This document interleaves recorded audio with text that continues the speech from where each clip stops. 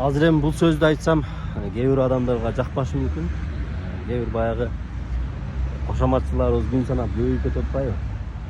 Алар сөгүнүп тепкилеп, баягындай жаман сөздөрдү сүйлөп көнүп калгандар, сүйлөп калышы мүмкүн. Бирок ошентсе дагы туура эмес жагын дагы айтканды үйрөнүшүбүз керек, достор. Бардык жетекчилердин жакшы жагы бар, жаман жагы бар. Бирок ошону айтып туруш керек да. Жакшы жагын деле айтып атабыз, туура эмес жагын дагы айтканга укугубуз бар да. Туура эмес жагын деле туура түшүнгөн адам болсо, туура эле кабыл алат деп ойлойм мен. Ош шаарынын мэри Жеңишбек Токторбаев.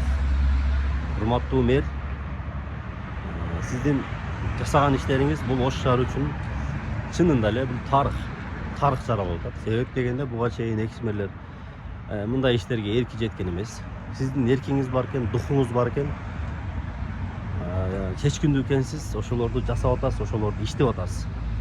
Буну баарыбыз көрүп атабыз, колдоп атабыз, мактап атабыз. Мыкты мэр экен деп.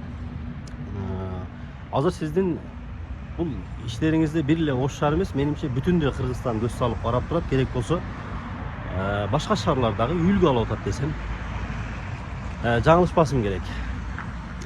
Эми урматтуу мэр, баягы сиз тажрыйбалуу адамсыз. Сиз мындай грамотный адамсыз, буга чейин депутат болуп жүргөнсүз. Кол алдыңыздагы жетекчилерге мындай туура элдин алдында мындай туура мамиле жасап койсоңуз жакшы болот эле. Себеп дегенде алар деле адам. Алар деле бирөөнүн баласы, бирөөнүн тууганы. Эми дин боюнча деле өзүңүз намаз окуйт экенсиз, өзүңүз айтып атасыз, мен деле намаз окуйм деп. Намаз өз убагында окулуш керек. Эми ал динди мен деле мындай аралаштыргым келбейт. Ал жараткандын алдында баарыбыз өзүбүз жооп беребиз. Бирок баягыдай урушпаңыз эмес, урушуңуз. Жетекчилерди урушуңуз. Алар урушпаса иштебейт. Алар ошондойго көнүп калган. Мен баягыдай сөздөрдү айтып атам. Мындай кемсинткен сөздөрдү, сеники акпы, башы жок дегенче бул. Сиз молдочулук кылсаңыз, барып мечитке барып молдочулук кылыңыз. İşte atabыз да biz. Мен деле окуйм намазды. Мен деле намаз окуйм. Эртең менен турам, дарат алам, камат айтам, 2 рекат фарз болду, кетти. Сиз особыйсызбы? Же бир жериңиз акпы сиздин? Өзүңүзчө белый пушистый боло берем, көрүн аппак куу болуп. Каматты айтасың эртең менен 2 рекат фарзды окуйсуң, болду, кеттик. Берака баш жок, беракадан. Мындай сөздү угуш шындыгында мындай сөздү угуш шындыгында мындай оор да. Бул жетекчилердин дагы дос жарлары бар, куда сөөктөрү бар дегендей, достору бар дегендей. Ошолордун алдында бир аз баягы болуп калды да. Неудобный положенияда болуп калды да. Мындай сөздөрдөн кийинчи.